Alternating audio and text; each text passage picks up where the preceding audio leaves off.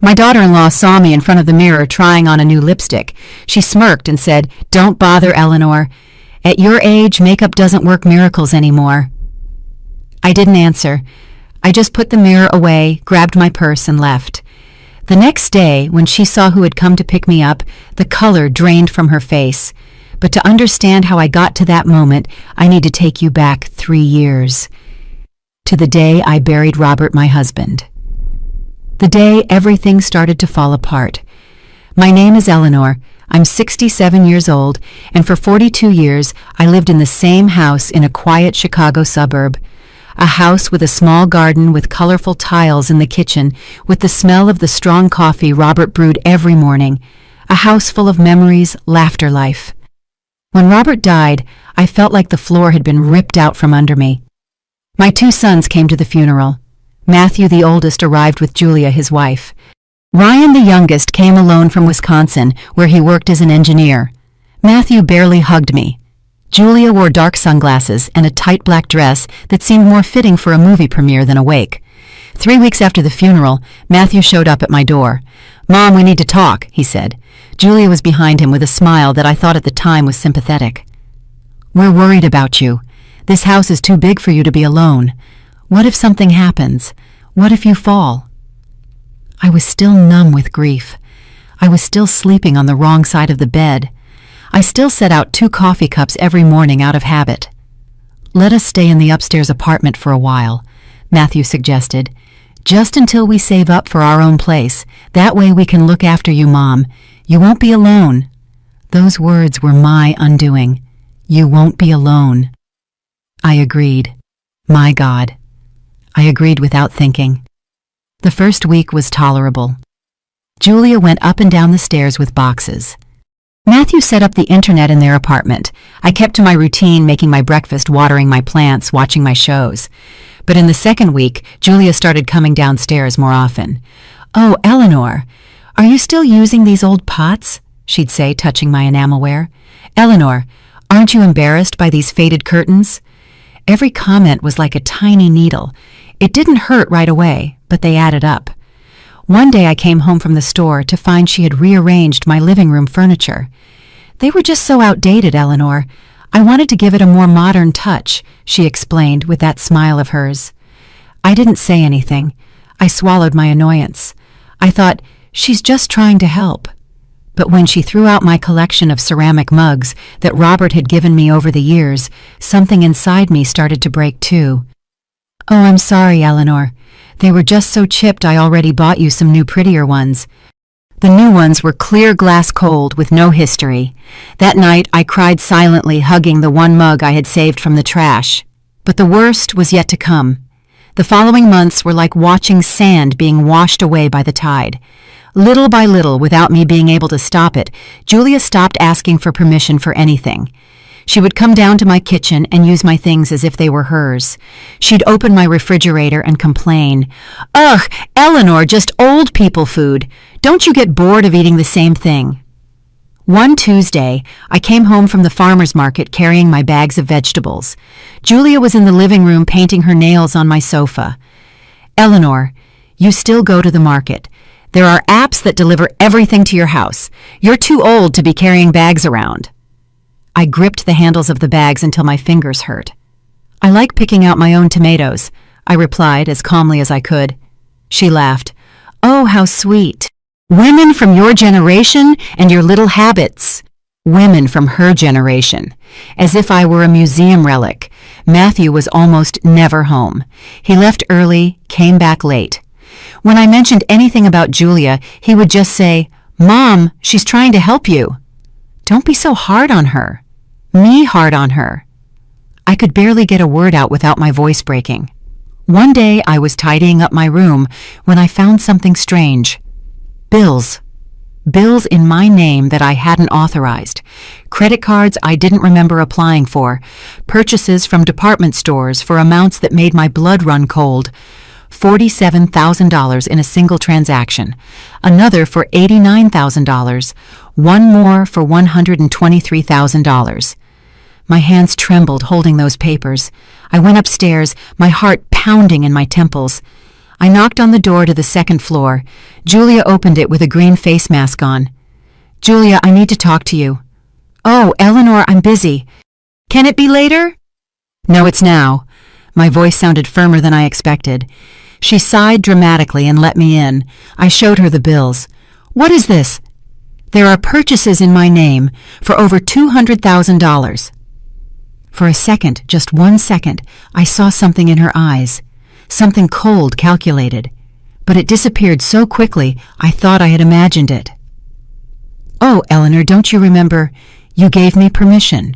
You told me to use your card because mine was blocked. Did you forget?" "I never. Eleanor."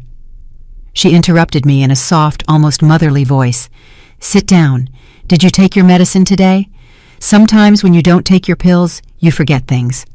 I wasn't taking any medicine. I was perfectly lucid, but the way she said it with that fake concern made me doubt myself for a horrible instant. "I'm going to talk to Matthew," I said finally. "Of course, Eleanor. Talk to him." That night, I waited for my son. When he arrived after 10, I showed him the bills. Matthew looked them over tired, with deep, dark circles under his eyes. He called Julia. She came downstairs wrapped in a silk robe, her eyes red, as if she had been crying. "Honey, my mom says she didn't authorize these purchases." Julia let out a sob, a perfect, Oscar-worthy sob. "I was only trying to help her, Matthew. She told me she needed things for the house, that she felt bad asking her children for money. I just wanted to help." Another tear rolled down her cheek. "If I did something wrong, forgive me, Eleanor. I just didn't want you to feel bad for asking." Matthew looked at me, and in his gaze, I saw that he believed her, not me. His wife, not his mother. "Mom," he said softly, as if I were a little girl, "maybe you just forgot. You've been under a lot of stress since Dad." He didn't finish the sentence. He didn't have to. "Julie just wants to help. Please be more understanding with her."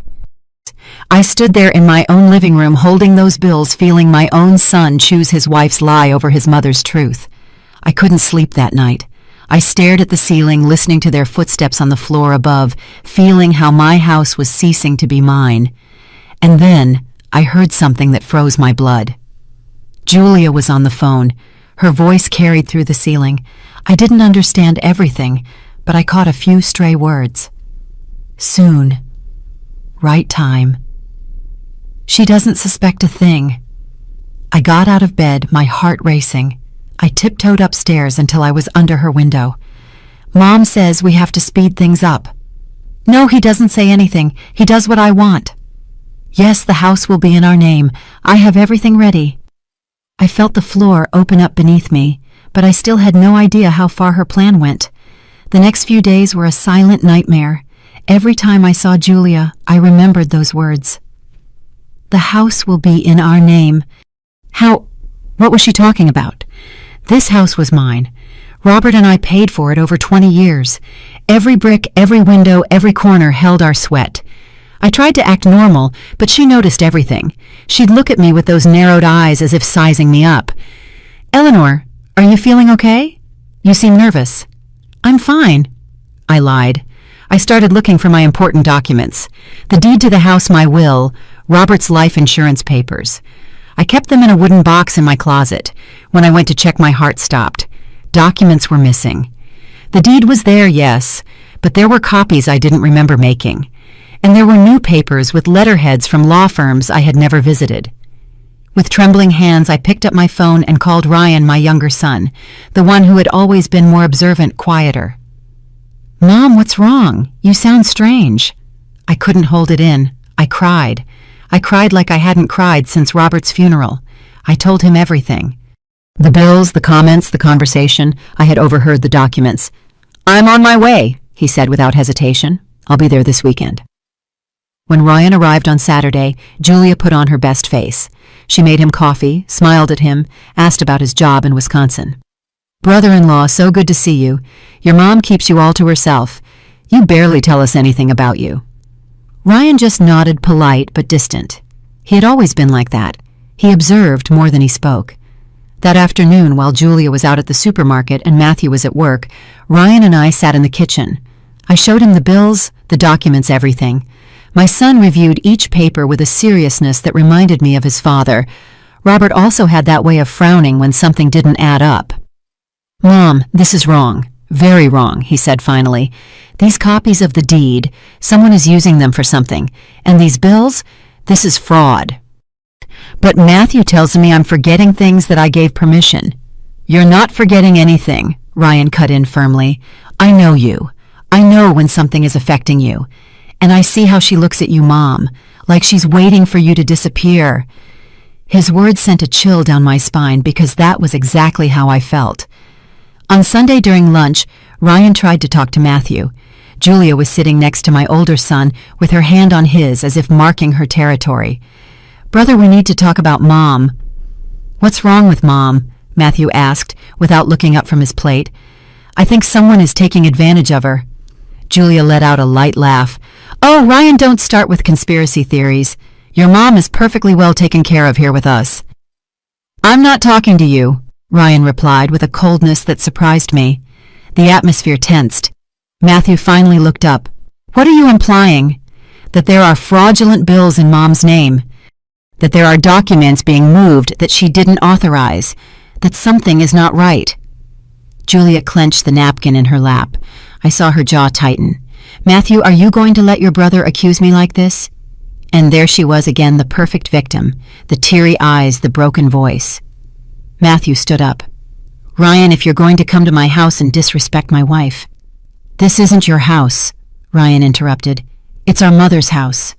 The silence that followed was so thick you could cut it with a knife. Matthew left the table. Julia followed him, but not before shooting me a look I will never forget. Pure, concentrated venom. Ryan had to go back to Wisconsin that night for work. But before he left, he hugged me tightly. "You're not alone, Mom. I promise. I'm going to find out what's happening." When he left, the house felt emptier than ever. The following days, Julia intensified her strategy. Now the goal was clear. Isolate me. I had my group of friends. We met every month to embroider and have tea. They were women my age, lifelong friends. Susan, Linda, Sarah. We had raised our children together. We had buried our husbands together. One Thursday, as I was getting ready to leave for our meeting, Julia came down the stairs. "Where are you going, Eleanor?" "To Susan's house. It's our embroidery meeting." She made a face. "Oh, Eleanor, with those ladies again. I always see you so tired after those meetings. They're all getting pretty old, don't you think? All that talk of aches and pains, it's depressing." "My friends don't depress me." "I'm not saying it's your fault, Eleanor, but at your age, fatigue is dangerous. What if you get dizzy on the way? What if something happens to you?" Every word was an invisible chain. "I'm fine, Julia. I know, but Matthew worries so much. Why don't you just stay here? I'll keep you company. We can watch a movie." I looked at my purse, my sweater, the keys in my hand. And for the first time in my life, I felt scared. Scared to leave my own house. Scared of what might happen if I disobeyed her. I picked up the phone and called Susan. "Sue, I can't make it today. I'm feeling a little tired." My friend's worried voice on the other end broke my heart. "Eleanor, are you okay? You haven't come for 2 months." 2 months. Had it been that long since I had stopped living? "I'm fine. I just need to rest."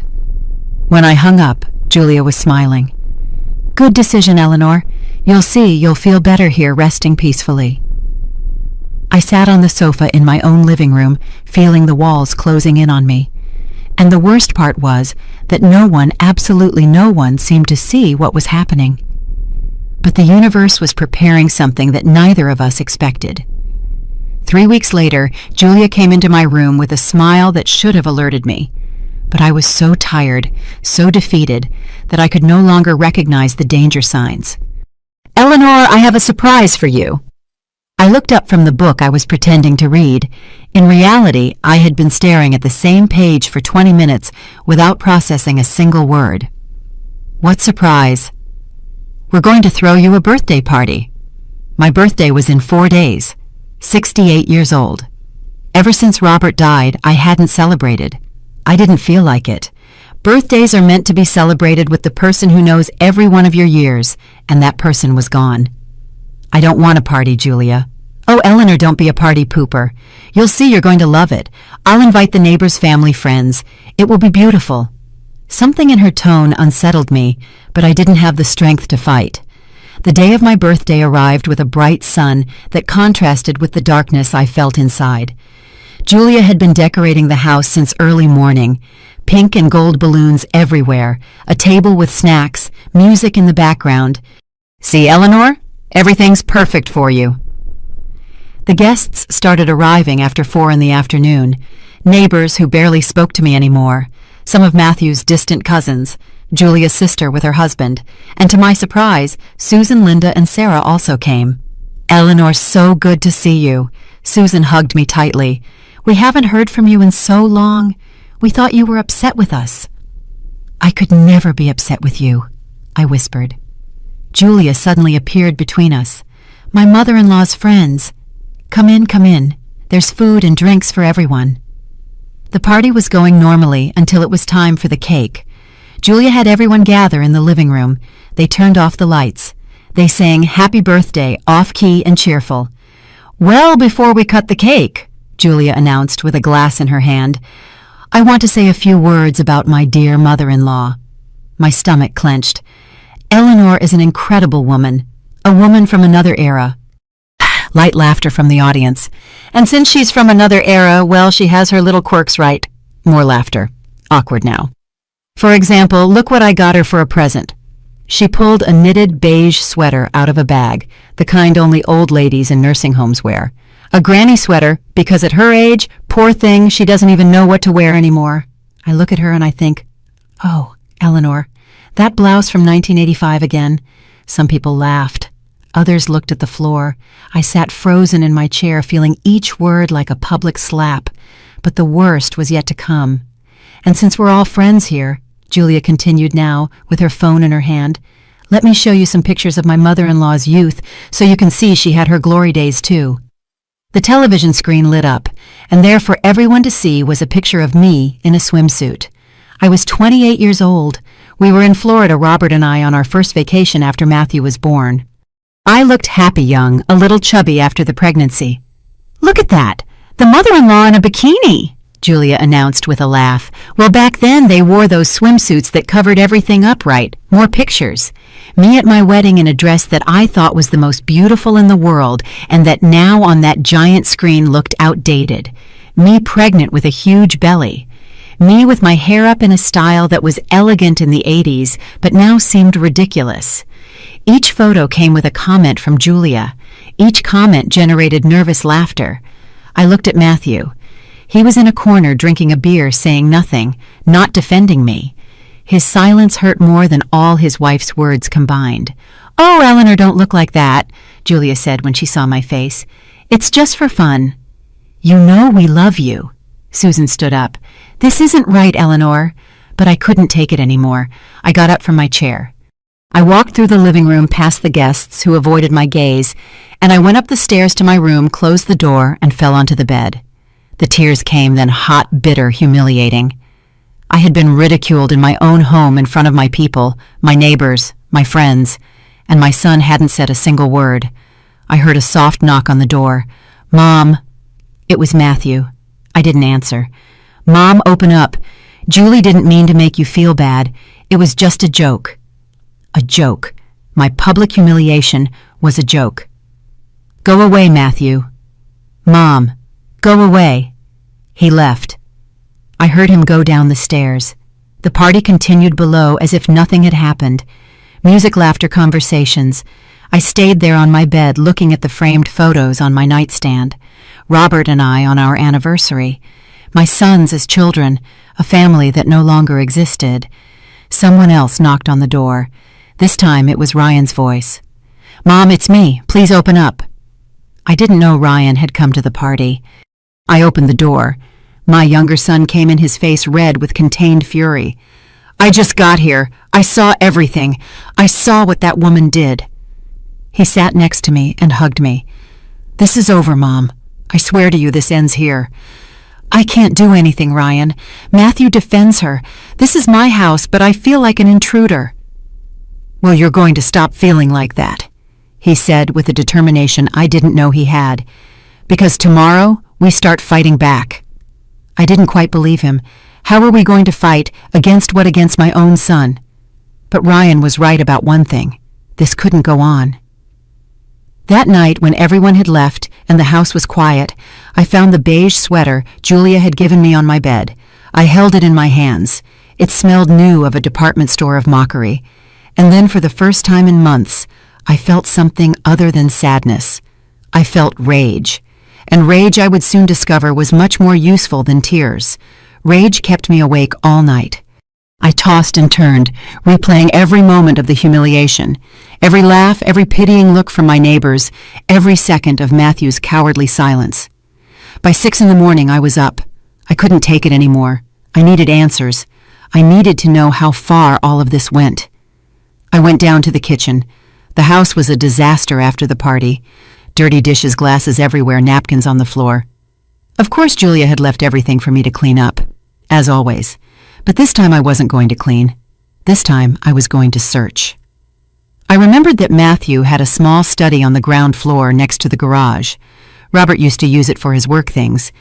Matthew had turned it into his personal office when they moved in, an office he kept locked. I went to my room and looked in my jewelry box. There it was, the master key that Robert had made years ago when we were constantly losing keys. That key opened every door in the house.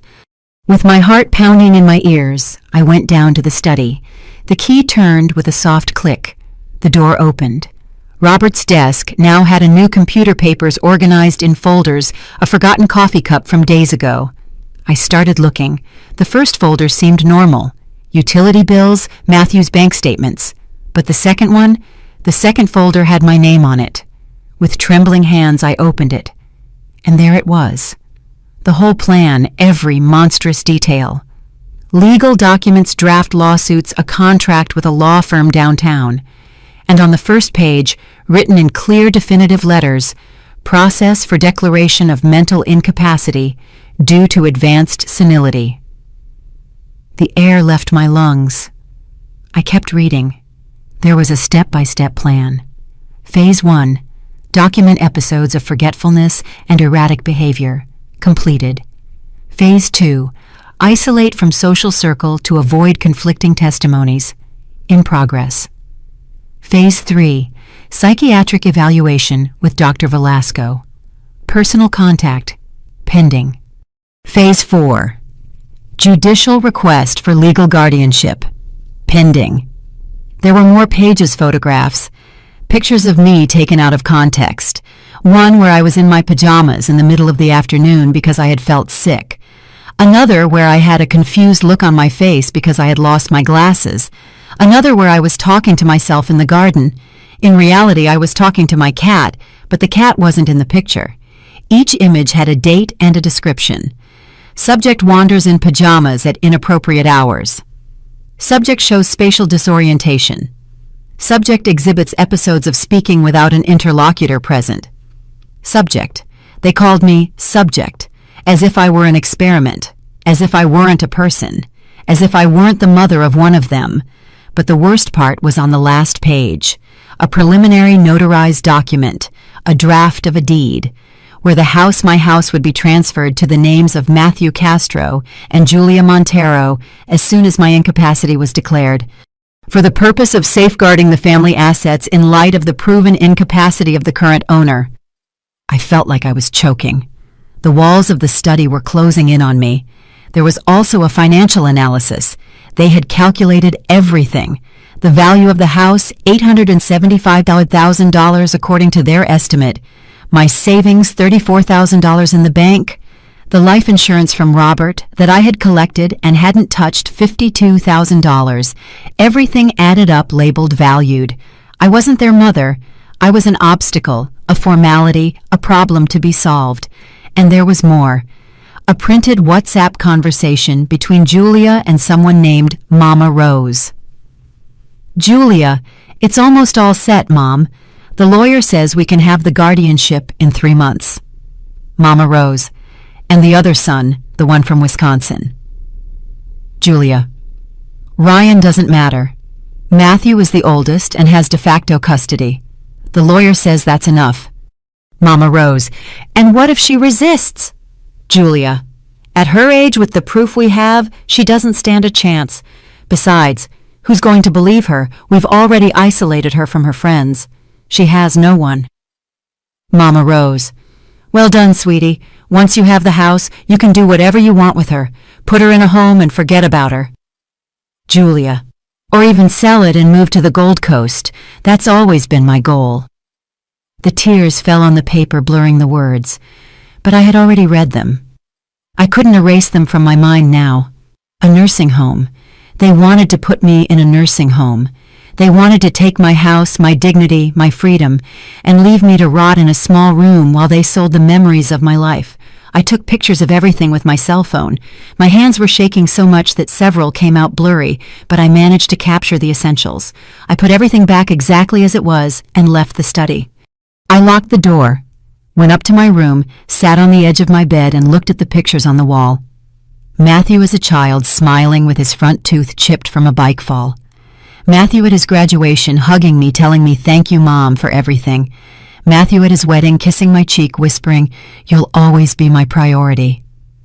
At what point had I lost my son, or had I never really had him? The pain was so deep I couldn't even cry. It was a black, enormous, unbearable void. I called Ryan. He answered on the second ring. Mom, what happened? I couldn't speak, just choked sobs. I'm on my way. I'm leaving right now. Hold on, Mom. I'm on my way. I ended the call and stayed there hugging a pillow, feeling my whole world crumble. I had raised that boy. I had given him everything. I had stayed up with him when he had a fever. I had worked double shifts to pay for his college. I had cried with pride the day he got his first job. And now that same boy was planning to steal everything from me, declare me crazy, lock me up, erase me. The door to my room opened. It was Julia. She was wearing a pink satin robe and carrying a steaming cup of coffee. Good morning, Eleanor. Are you over your tantrum from last night? I looked at her, and for the first time I saw her true face. No masks, no fake smiles, just pure, cold, calculating ambition. Get out of my room, I said in a voice I didn't recognize as my own. She laughed. Oh, Eleanor, so dramatic. You'd better come down for breakfast before everything gets cold. I said get out. Something in my tone made her stop. She looked at me with those narrowed eyes evaluating me. Whatever, she finally said, and left. When she closed the door, I took out my phone and looked at the pictures I had taken of the documents again. The pain was still there, deep, heart-wrenching. But now there was something else. There was evidence. And although I felt destroyed, although I felt I had lost my son forever, there was a small spark inside me that refused to go out. The spark of a woman who was not yet ready to give up. Ryan arrived 3 hours later. I heard him burst through the front door. Julia tried to stop him. Oh, brother-in-law, what a surprise. We didn't know. Where's my mother? In her room, but she's a little upset. I think she needs to rest. Ryan walked past her as if she were invisible. He took the stairs 2 at a time. He knocked on my door. Mom, it's me. I opened it. My son hugged me tight, and there in his arms I cried again. But this time, they weren't tears of defeat. They were tears of contained rage. Tell me everything, he said, closing the door. I showed him the pictures.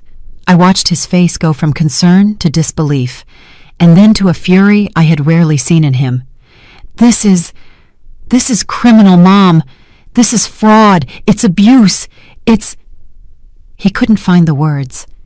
It's your brother, I finished for him. It's Matthew. Matthew is being manipulated by that snake. But yes, he's an accomplice, and he's going to answer for this. Ryan took a deep breath. We need legal help. Someone good. Someone who... Just then my phone rang. An unknown number. I answered cautiously. Hello? Eleanor Aguirre. The voice was masculine, deep with a warm tone that sounded vaguely familiar. Yes, this is she. Who's calling? It's Damien Solorzano. I don't know if you remember me. We were in college together. It was, God, 45 years ago. The name hit me like a wave of memories. Damien, the quiet boy with intelligent eyes who sat 2 rows behind me in literature class, the one who had asked me out 3 times, and all 3 times I had said no because I was already dating Robert. Damien, of course I remember. How did you get my number? I saw something on Facebook. Susan Medina shared a concerning post about a party. Anyway, I got curious, did a little digging, and, well, I have my contacts. He paused. Eleanor, I know this is going to sound strange, but are you okay? Because what I read worried me. Susan. My dear friend Susan had posted something about the party. About my humiliation. No, Damien, I'm not okay. Can we meet? Get a coffee? If you want, of course. I don't want to impose. I looked at Ryan, who was watching me curiously. I signaled for him to wait. What do you do now, Damien? I'm a lawyer, specializing in family and inheritance law. I have my own firm downtown. The universe, I thought. It has strange ways of sending you help just when you need it most. You do? Yes, I want to see you. Can you come to my house? It's just, I need help urgently. Give me the address. I'm leaving right now. When I hung up, Ryan was looking at me with raised eyebrows. Who was that? An old friend, a lawyer. An old friend who shows up right now. Your father used to say he didn't believe in coincidences. I smiled for the first time in days. He said the universe conspires when you're on the right path. Damien arrived an hour later. When I opened the door, I barely recognized him. The skinny 22-year-old was now a man of almost 70, with silver hair, elegant glasses, and a suit that spoke of professional success. But the eyes were the same. Intelligent kind.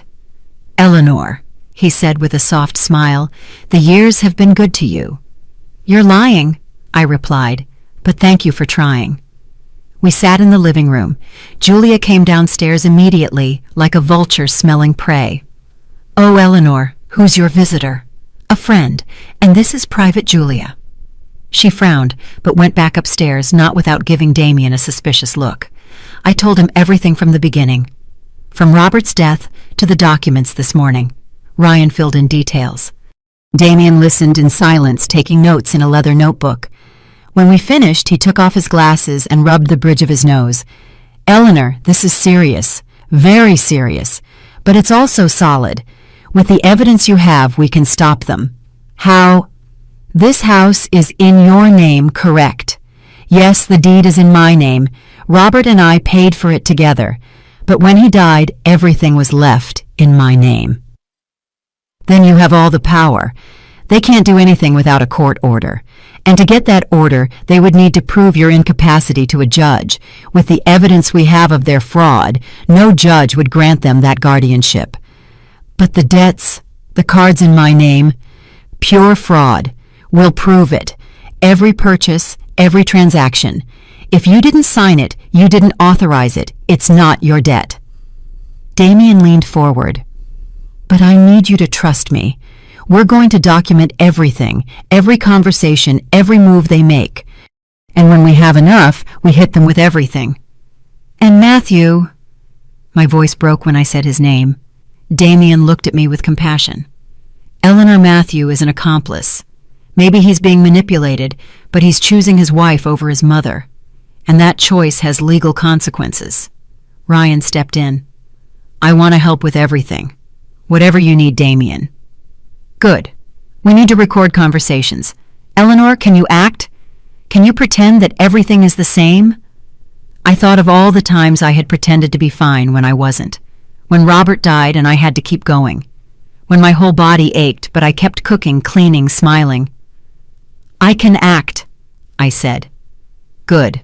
In fact, if you can fake a little bit of dementia, let Julia get confident. Let her speak freely, thinking you're lost. The idea turned my stomach, to pretend to be exactly what they wanted me to be. But I understood the strategy. I'll do it. Damien took a small recorder out of his briefcase. This is legal. You're recording conversations in your own home. Everything we capture is admissible in court. He showed me how to use it. It was tiny, the size of a USB stick. And one more thing, Eleanor. Damien looked me straight in the eye. Why did you never marry me when I asked? The question took me by surprise. Ryan coughed uncomfortably. Damien, relax.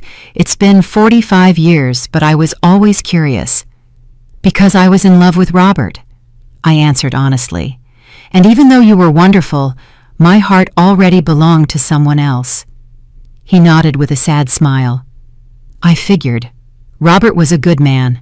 I heard when he passed. I was very sorry. Thank you. But I'm here now, and this time Eleanor let me help you. Let me be your ally. There was something in his eyes, something beyond friendship or professional help. After all these years, Damien was still looking at me the way he did when he was 22, with admiration, with affection. And I, a widow betrayed, robbed, humiliated, felt for the first time in months that I wasn't completely alone. Thank you, Damien, really. When he left, Ryan looked at me with a mischievous smile. That man is still in love with you. Don't be silly. Mom, I'm a man. I know that look. He got serious. And I'm glad. You need people who truly love you, not opportunists who only want your house. That night, when the house fell silent, I hid the recorder in the pocket of my robe. Tomorrow, the performance of a lifetime would begin. And Julia, so confident in her victory, would have no idea that the hunter had just become the prey. For the next few days, I became someone I didn't recognize, an actress, a spy in my own home. I started slowly. Little memory lapses that Julia would notice. I'd leave my keys in strange places. I'd ask the same question twice. I'd put on a blouse and then say, "Did I have breakfast yet?" when I clearly had. Julia took the bait completely. "Oh, Eleanor, forgetting things again. Did you take your vitamins?" she'd say with that fake concern that no longer fooled me. What vitamins, dear? I called her dear now. Every letter of that word cost me, but it worked. She would smile. "The ones I gave you this morning, Eleanor. Don't you remember?" "Oh, right, I think so." I'd pause, looking confused. Or was that yesterday, building her case, without knowing I was documenting her? One afternoon while I was faking a nap on the sofa, I heard her talking on the phone in the dining room. The recorder was in my sweater pocket. "Mom, I swear she's getting worse every day. Yes, this morning she put on the same blouse twice and didn't even notice. The lawyer says we almost have enough. 3 more weeks a month at most, and we can file the lawsuit. The psychiatric evaluation. We already have an appointment with Dr. Velasco for the 28th. He already knows what he has to put in his report." My blood boiled. A bought and paid for psychiatrist, but I stayed still, breathing slowly, as if asleep. "Ryan, he doesn't matter. Matthew already talked to a lawyer who said that as the younger brother, he doesn't have the same rights. Besides, what's he going to do from Wisconsin? By the time he finds out, everything will be signed." She went on about her plans. Selling the house, buying a condo on the Gold Coast, going on a European vacation with my life insurance money. When she hung up, I waited 5 more minutes. Then I woke up with a start. "Oh, did I fall asleep? What time is it?" Julia appeared with her snake-like smile. 4 o'clock. "Eleanor, did you sleep well? Have I eaten yet?" "Yes, you ate 2 hours ago. Don't you remember?" "Oh dear, I'm just having trouble remembering things lately." "Don't worry, Eleanor. That's what I'm here for, to take care of you." Every word was poison, coated in honey. That night, I sent the recording to Damien and Ryan. Damien replied immediately. "Perfect. This is pure gold. Keep it up. We need more." And I got more. A few days later, Julia invited her family over to see the house. She didn't tell me. They just showed up. Her mother, Rose, a woman in her 60s with too much makeup and bleached blonde hair. Her sister, Dahlia, and her brother-in-law, a heavy-set guy who sweated even if he was at the North Pole. I was in my room when I heard them arrive. I came down the stairs slowly, the recorder hidden in my skirt pocket. "Oh, sweetie." Rose hugged me with false familiarity. "So nice to finally meet you. Julie talks about you so much." "The pleasure is all mine." I lied. "Look, Mom, Dahlia, this is the dining room." Julia gave the tour as if she owned the place. "We're going to put a new table here. This one is too old." "It's the table where we raised our children," I said softly. Julia ignored me. And we're going to completely remodel the living room, change the furniture, paint the walls, put in a new rug. Her mother nodded excitedly. Oh, honey, your house is going to be so beautiful. Mom, please, Julia whispered, giving me a side eye. But then she smiled. Well, Eleanor understands, right? At her age, these things don't matter so much anymore. I bit my tongue. Act, Eleanor, act. Yes, dear, whatever you say. They went up to the second floor. I followed them slowly, like a tired old woman. Let them think I was harmless, weak, controllable. On the second floor, Julia opened the door to the room that had been Matthew's as a child. Now it was their master bedroom. This is where we sleep. When Eleanor leaves, this will be the main bedroom. Am I going to leave? I asked with a trembling voice. Rose patted my shoulder. Oh, Eleanor, Julie was just telling me that maybe you'd be more comfortable somewhere where they can take better care of you. You know, with nurses' activities for people your age. A nursing home. They were talking about putting me in a nursing home in my own house. Maybe so, I said submissively. Maybe that's for the best. Dahlia, the sister, chimed in. The good thing is that when you sell this house, you'll get good money. How much did you say it was worth, Julie? Like $900,000 and $850, according to the estimate. But yeah, it's a good investment. They were talking about my house, as if I were already dead. But I stayed there silent, recording everything. When they left, I went up to my room and cried. Not from sadness, from contained fury, from momentary helplessness, but also from something else, from determination. I sent the audio to Damien. His reply made me smile for the first time in days. We've got them. We're almost ready. That same week, something unexpected happened. I was in the kitchen making coffee when I heard voices from the second floor, an argument. Matthew and Julia. I don't know if we're doing the right thing, Matthew was saying. You're telling me this now after everything we've planned. She's my mother, Julia. I can't just... Your mother is old. She can't take care of herself anymore. We're doing her a favor. A favor? Or do we just want her house? There was a silence. Then Julia's voice cold as ice. Matthew, we decided this together. Your mother has a huge house she doesn't use. We need to build our own assets. What's wrong with that? But declaring her incompetent when she's not... And what do you suggest? Wait for her to die. She could live another 20 years. 20 years living as freeloaders, 20 years with nothing of our own. But it's fraud, Julie. It's strategy. Besides, you already signed the papers with the lawyer. You already gave your statement. You're in this, my love. There's no turning back. I didn't hear any more. I went up to my room silently. My son had doubts, small, late ones, but he had them. That night I called Damien. Is it time? I asked. Almost. I need one more thing. We need evidence of the lover. What lover? Eleanor, please. No one does all this just for a house. She has plans, and I'm sure they include someone other than your son. He was right. The next day I made it my mission to watch her. Julia went to the gym every afternoon, always dressed up, always perfumed. And she always came back 3 hours later with her hair intact and without a drop of sweat. I asked Susan for help. My friend, bless her, agreed immediately. Eleanor, count on me. That woman is going to pay for everything she's done to you. Susan followed her in her car. Julia didn't go to any gym. She went to a hotel, the Marlowe Hotel on the Gold Coast. Susan sent me pictures. Julia walking in arm with a man. A guy in his 40s, slicked back hair, expensive suit, a salesman's smile. 3 hours later, they came out. He gave her a kiss on the lips before getting into a BMW SUV. Susan ran the plates. The car was registered to a Salvador Ortiz. A quick Google search revealed what we needed. A businessman wanted in Texas for real estate fraud. A professional con artist. I sent everything to Damien. His response was immediate. Perfect.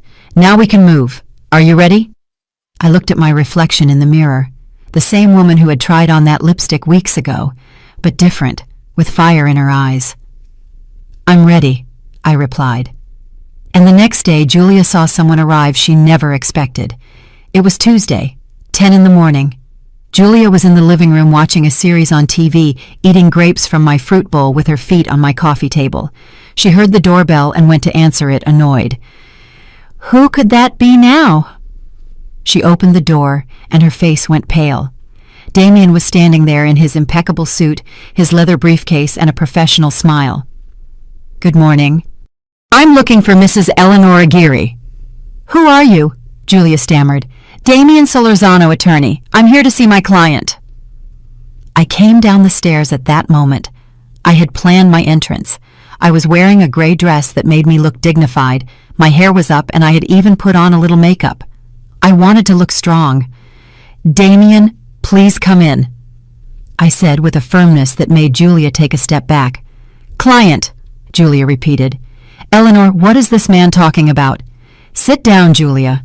You need to hear this too." We sat in the living room. Damien opened his briefcase and took out a thick folder. "Mrs. Julia Montero, I am here on behalf of Mrs. Eleanor Aguirre to notify you that we have filed a formal lawsuit for fraud, identity theft, and misappropriation of funds." Julia laughed, a nervous, high-pitched laugh. "What? This is ridiculous. Eleanor, what did this man tell you? Who is he?" "He's my lawyer," I replied calmly. "And he has evidence of everything you've done." "Evidence of what?" Damien placed copies of the fraudulent bills on the table. $847,000 in unauthorized purchases. Credit cards opened in my client's name without her consent. This constitutes financial fraud, Mrs. Montero. She gave me permission. Right, Eleanor? You gave me permission. No, Julia, I never did. My voice didn't tremble. Damien continued. We also have documentation of a plan to declare my client mentally incompetent with the aim of appropriating her property. He put copies of the documents I found in the study on the table. Documents that were prepared without Mrs. Aguirre's knowledge or consent. The color completely drained from Julia's face. Then Damien took out his phone. We have recordings. He played the audio. Julia's voice filled the living room. She's getting worse every day. We almost have enough. 3 more weeks and we can file the lawsuit. Then the audio from her family's visit. When you sell this house, you'll get good money. $850,000. Julia jumped to her feet. That's illegal. You can't record me without my permission. Actually, we can, Damien replied calmly. The recordings were made by the owner of the house on her own property. They are completely admissible in court. Matthew! Julia screamed. Matthew, get down here now! My son came running down the stairs. He was shirtless in sweatpants, looking like he just woke up. What's going on? Who's screaming? Damien stood up and extended his hand. Damien Solorzano, your mother's attorney. Matthew didn't shake his hand. He looked at me. Mom, sit down, son. You need to hear this too. For the first time in months, I used a tone that allowed no argument, the same tone I used when he was a boy and had done something wrong. Matthew sat down. Damien went over everything again, the fraud, the plans, the recordings. Matthew listened, his eyes growing wider and wider. Additionally, Damien continued, pulling out more papers. We have requested an immediate freeze on all fraudulent credit cards. The debts will be transferred to the name of the person who made the purchases, Mrs. Julia Montero. You can't do that, Julia shrieked. Yes, we can, and we did. This morning at 8. Damien handed her an official document.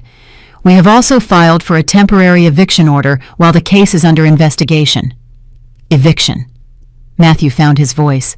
Mom, are you kicking us out of the house? I looked at him. My son, my firstborn. The boy I had held in my arms, whom I had comforted during his nightmares, whom I had applauded at every achievement. Matthew, you were planning to declare me insane to steal my house. It wasn't? Yes, it was, I interrupted. I found the documents. I heard the conversations. I saw the plans. My voice broke slightly. How could you? Mom, I just wanted. And what did you want? To put me in a nursing home, to sell your father's house, to erase me? Julia intervened with perfect tears rolling down her cheeks. Matthew, my love, this is a misunderstanding. Your mother is confused. That man is manipulating her. Shut up! Matthew's voice boomed in the living room. For the first time, he yelled at his wife. Shut up, Julia! He stood up trembling. He looked at me with glassy eyes. Mom, I didn't want it to go this far. Julie said it was the only way to secure our future, that you wouldn't understand, that it was better for everyone this way. For everyone or for her. Damien played his last cards, the photos of Julia entering the hotel with Salvador. And finally, we have evidence that Mrs. Montero is maintaining an extramarital affair with Mr. Salvador Ortiz, a known con artist wanted in Texas. The photos fell on the table like bombs. Matthew saw them. 1, 2, 3. Julia kissing another man. Julia laughing with another man. Julia leaving a hotel with another man. Matthew, I can explain, Julia began. But Matthew wasn't looking at her anymore. He was looking at me. And in his eyes, I saw something I hadn't seen in months. Guilt, shame, pain. Mom, the court order states that both Mr. Matthew Fernandez and Mrs. Julia Montero must vacate the second floor of this property within no more than 72 hours while the investigation is carried out. Damien read from the official document. 72 hours. Julia shot up like a spring. This is abuse. We have nowhere to go. You should have thought of that before you planned to steal the house of a 68-year-old woman. Damien responded without emotion. Julia looked at me with pure distilled hatred.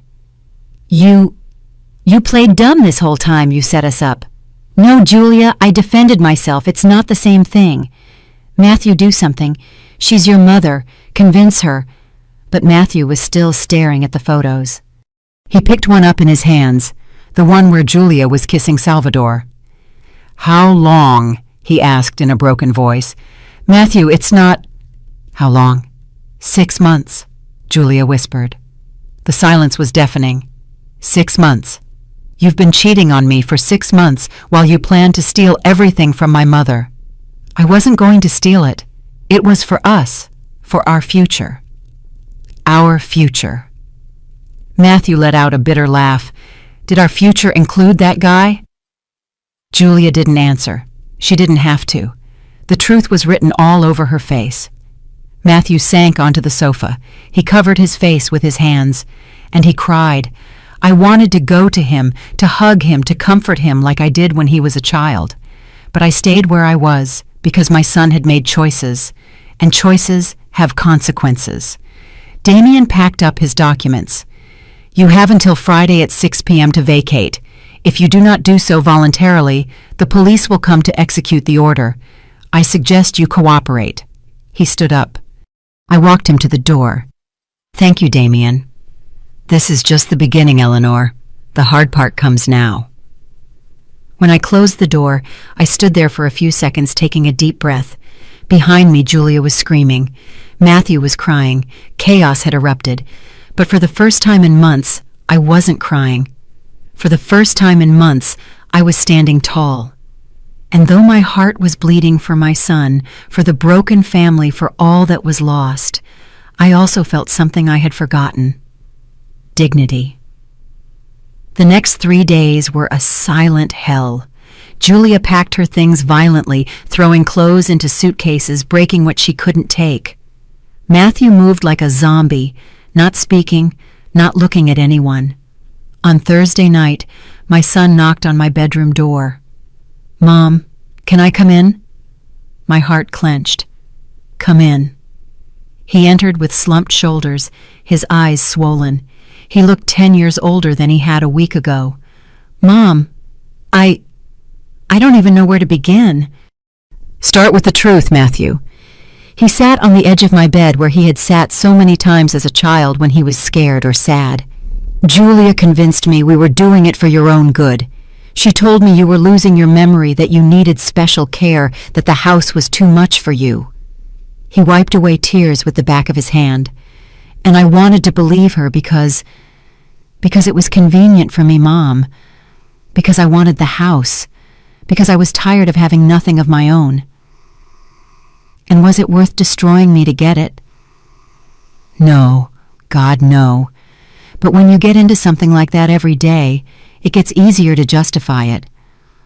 One more step, one more lie, and suddenly you're in so deep, you don't know how to get out.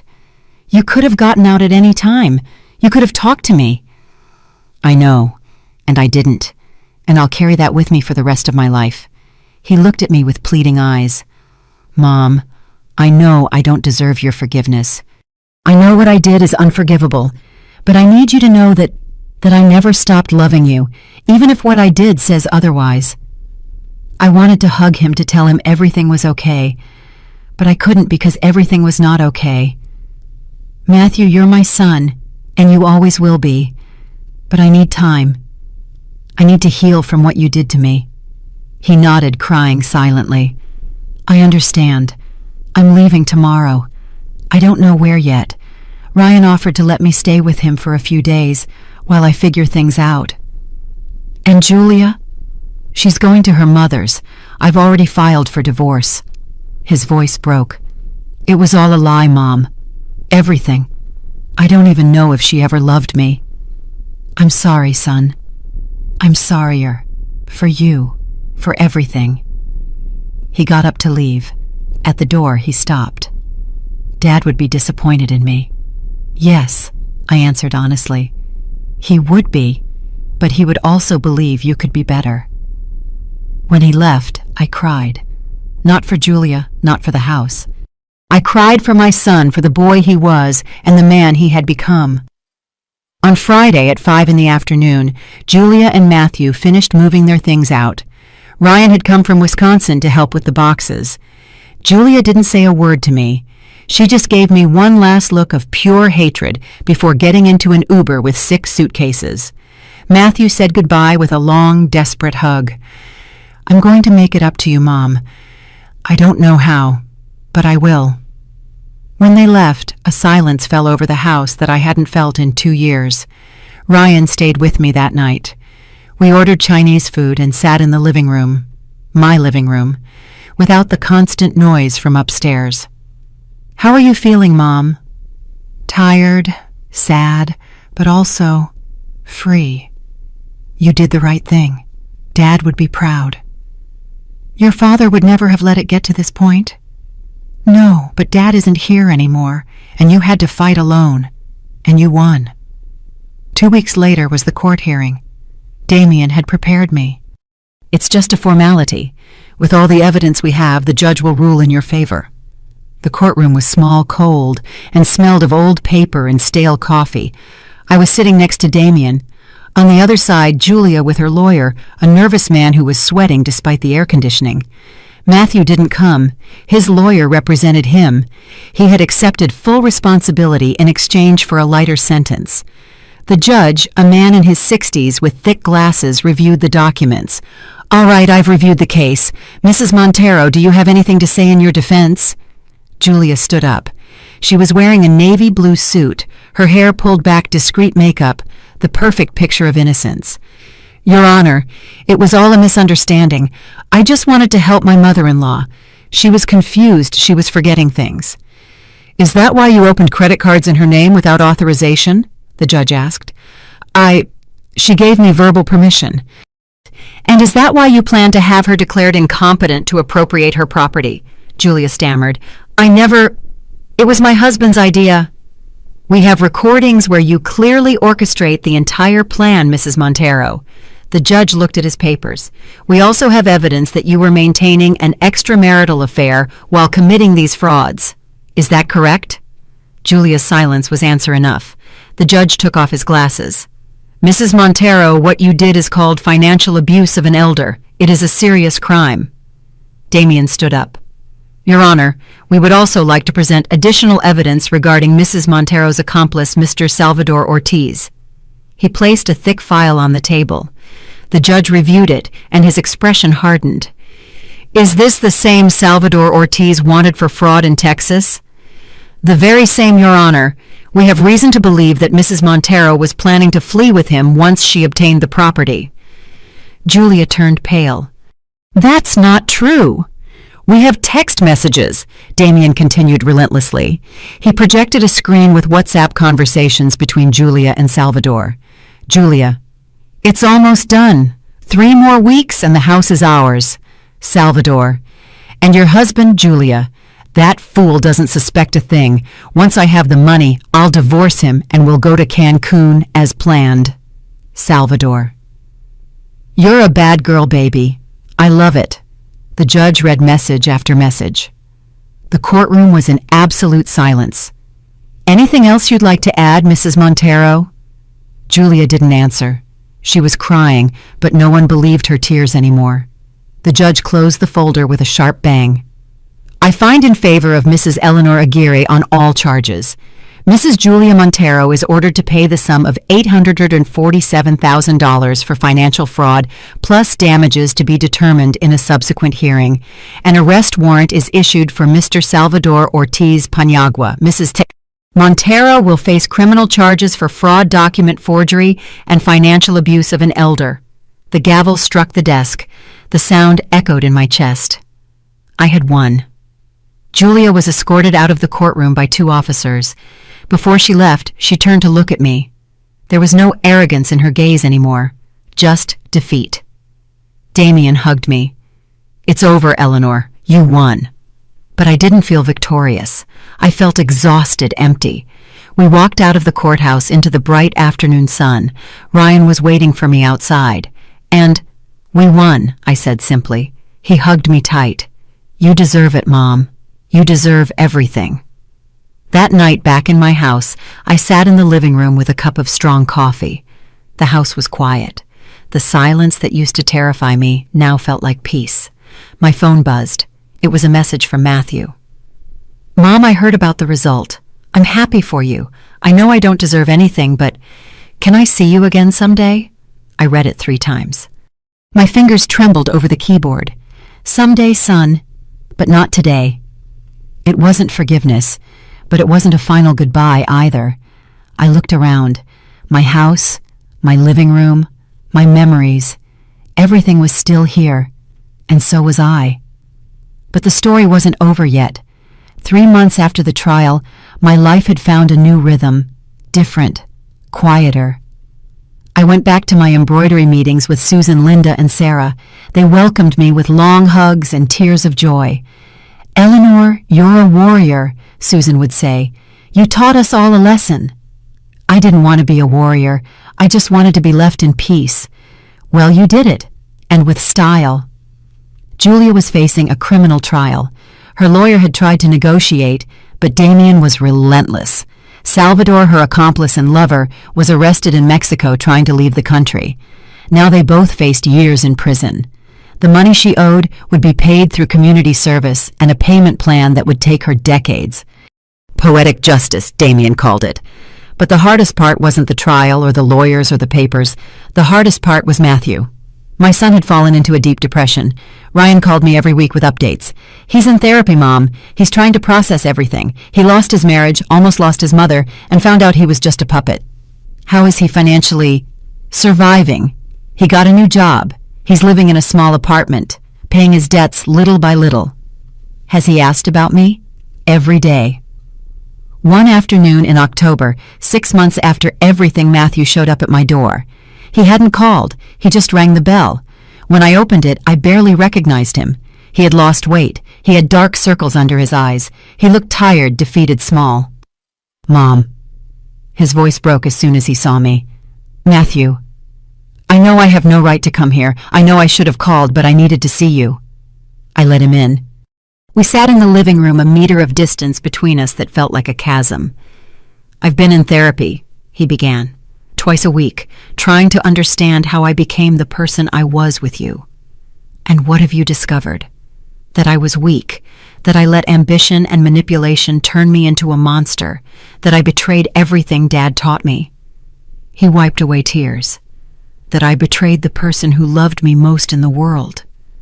My heart ached, but I said nothing. I needed to hear it all. "I'm paying off the debts, all of them, even if it takes me years. The lawyer says I have to pay $140,000 in damages. I'm saving every dollar. I don't need your money, Matthew, but I need to pay it. I need to do something, Mom, anything. We sat in silence, a heavy silence filled with everything unsaid, broken, lost. Why did you come today? I finally asked. Because it's your birthday. I had forgotten. 69 years old, a year after that humiliating party. Matthew took a small box out of his backpack. I brought you something. It's not much. I don't have a lot of money, but... I opened the box. Inside was a mug, a hand-painted ceramic mug with little blue flowers. It was rough, imperfect, clearly made by inexperienced hands. I made it, Matthew explained. I took a ceramics class. I remembered that Julia threw away your mugs, the ones Dad used to give you, and I thought I could start replacing them, one at a time, for however long it takes you to forgive me. I held the mug in my hands. I felt its uneven weight, its rough texture, the imperfect love put into every detail, and I cried. Mom, don't cry, please. I'm not crying because I'm sad, Matthew. I'm crying because this mug is the first real thing you've given me in years, real with no strings attached, no ulterior motives, just because you wanted to give me something. He knelt in front of me like when he was a boy and would ask for forgiveness for breaking a window or getting bad grades. Mom, I know I don't deserve your forgiveness. I know there's no excuse for what I did. But if you give me a chance, even a small one, I'll spend the rest of my life showing you that I can be the son you deserve. I looked at him. I really looked at him. And I saw two people, the man who betrayed me and the boy who was once my everything. Matthew, I can't forgive you today. Maybe I can't forgive you tomorrow, but I want to try. Really, but with conditions. Anything. First, therapy, not just for you. Family therapy with you, me, and Ryan. We need to heal this properly. I accept. Second, boundaries. If we rebuild a relationship, it will be slowly, with respect, with honesty. I understand. And third, never again choose money over people. Because money runs out, Matthew, but the people you love, they're irreplaceable. I know that now. I learned it the hard way. I hugged him. A short, cautious hug, but it was a start. When he left, I held the mug in my hands. It was ugly. It was imperfect. It was beautiful. 2 weeks later, Damien came over for dinner. I made him my special chili rice and beans. Simple, honest food the way I've always known how to cook. Eleanor, this is delicious, he said, wiping his mouth with a napkin. My husband used to say I cooked better when I was at peace. And are you at peace? I thought about the question. I thought about everything I had been through. The pain, the betrayal, the fight, the victory, the difficult forgiveness. I'm getting there, I replied. Damien looked at me with that gaze he had never lost. Eleanor, I know it's soon. I know you're still healing, but I need to tell you something I've kept quiet for 45 years. Damien, let me finish. He took my hand across the table. I never stopped thinking about you. I got married, yes. I had a life. But when my wife died 5 years ago, and when I saw you again a few months ago, I knew that some stories deserve a second chapter. Damien, you don't have to answer now. I just need you to know that I'm here, that I'm not going anywhere, and that if someday when you're ready you want to give a chance to this old fool who's loved you since he was 22, I'll be waiting. I looked at him, his gray hair, his wrinkles, his kind eyes, and I felt something I hadn't felt in years, possibility. I'm not promising anything, I finally said, but I'm not saying no either. He smiled. That's more than I could have hoped for. That night after Damien left, I went up to my room. I passed by the door to the second floor, now empty, silent. I went into my room and stood in front of the mirror, the same mirror where it all began. I picked up the lipstick. The same coral lipstick I had put on that day. I applied it slowly, carefully, looking myself in the eye, and I saw a different woman, not younger, not more perfect, but stronger, more dignified, more herself. Makeup doesn't work miracles, I said to my reflection. But reclaimed dignity, that transforms everything. I smiled, and for the first time in a long time, the smile was genuine. I learned many things in these painful months. I learned that family doesn't always mean loyalty, that sometimes the people you love the most are the ones who can hurt you the most. I learned that it's okay to set boundaries, that saying no doesn't make you a bad person, that defending yourself isn't selfish. I learned that forgiveness doesn't mean forgetting, that you can forgive and still protect your peace, that you can love someone from a distance while you heal. I learned that age doesn't make you weak, that at 69 you can be stronger than ever, that gray hairs are wisdom and wrinkles are maps of battles survived. And I learned that it's never too late to start over. My house is at peace now. Ryan comes to visit every month. Matthew comes every 2 weeks, slowly rebuilding what he destroyed. Damien stops by for coffee on Thursdays and makes me laugh with stories of his absurd cases. I'm back to watering my plants. I'm back to cooking for my friends. I'm back to wearing coral lipstick without anyone telling me I'm too old for it. Because the truth is, this real wealth isn't in what you own. It's in what you don't let them take from you. Your dignity, your voice, your right to live in peace.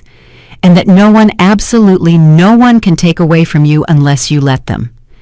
If this story touched your heart, if it made you feel angry, hopeful, or simply reminded you that it's never too late to stand up for yourself, leave me a comment. Tell me, where are you listening from? Have you experienced something similar? Do you know someone who needs to hear that they deserve respect? Give this a like if you think Eleanor did the right thing. And subscribe to the Elderly Stories channel for more real-life stories of women and men who stood up when everyone thought they were defeated. Because we all have a story and they all deserve to be told. Thank you for joining me in this tale. Until the next story.